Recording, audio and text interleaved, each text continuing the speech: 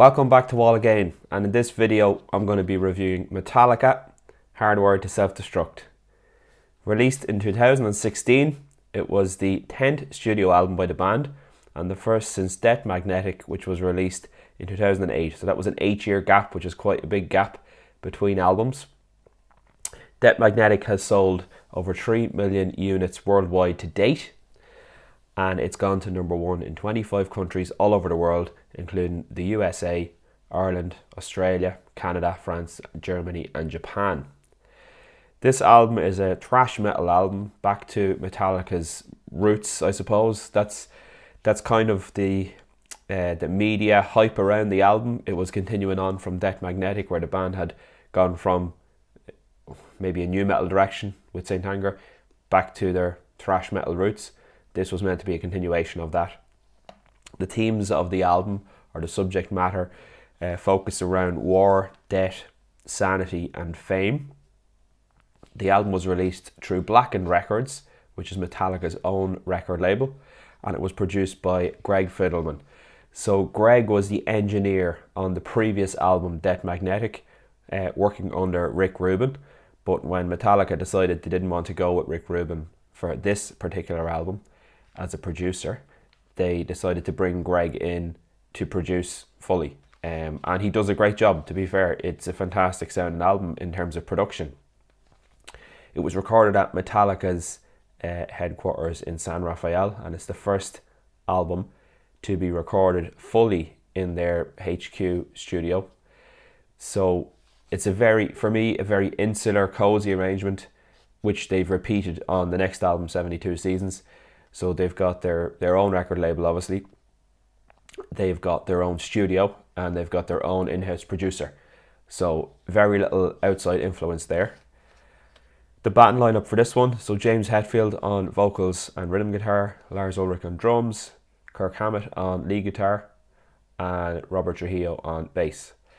So in relation to Kirk's contribution to the album, he actually recorded riffs on his phone as ideas for the album prior to the band getting in the studio and writing the album. But he lost his phone, and as a result, he didn't contribute any rhythm guitar ideas to the album whatsoever. And James alluded to this at one point and wasn't too happy about it. So James did all the heavy lifting in terms of the rhythm guitars on this album. And then in terms of lead guitar, Kirk had said previously that he didn't plan out any of the solos. He basically just came into the studio on the day and improvised over the songs, which to me is a little bit lazy as a lead guitar player. Like, it's fine to improvise maybe 1 or 2 solos if there's a certain feel that you're looking for. You can like improvise a number of takes and take the best one. There's loads of guitar solos that are exactly like that, like Alive by Pearl Jam. Mike McCready improvised those solos and they took the best ones and used them in that one. And another one would be also Go Your Own Way by Fleetwood Mac. Lindsey Buckingham came into the studio, recorded improvised guitar solos, and they chose the best parts for the solo, and that works really well on some songs. But to do it on every song, it's a little bit lazy, to be honest. And I think Kirk, he wasn't really bothered with this album, and you can see that in his playing. The guitar solos in this one aren't overly memorable. So it's a very long album. It's over 77 minutes long, and it's got a total of 12 tracks. Now, it was very interesting in this album because they split it into 2 CDs. So that may have been for vinyl reasons, that they had disc 1 and disc 2, because obviously vinyl is limited to around 40 minutes of music, and if they had 77 minutes of music on the album, they had no choice but to call it a double album. So technically this is a double album. So it's over 2 CDs, but it doesn't really need to be, because the next album, which was 72 Seasons, was actually released on 1 CD, and that album clocks in around the same time. So they probably didn't need to put it on 2 CDs, but they've decided to go in that direction. I bought actually bought the deluxe edition, so it opens up into, you've got disc 1, you've got disc 2, but you also get a bonus disc. And on that bonus disc, you've got some of the tracks which hadn't been released. So Lords of Summer is the first track. Then we've got 3 tracks which were recorded. They're covers of Deep Purple songs and Ronnie James Dio songs, should I say, and Deep Purple and Iron Maiden. So the first one is Ronnie Rising Medley, which is brilliant. It hashes together some of Ronnie James Dio's best work with Rainbow. Then you have When a Blind Man Cries, which is of course a Deep Purple cover, and then Remember Tomorrow, which is an Iron Maiden cover, and then you get a live set of about, how many songs is there? It's about 9 songs.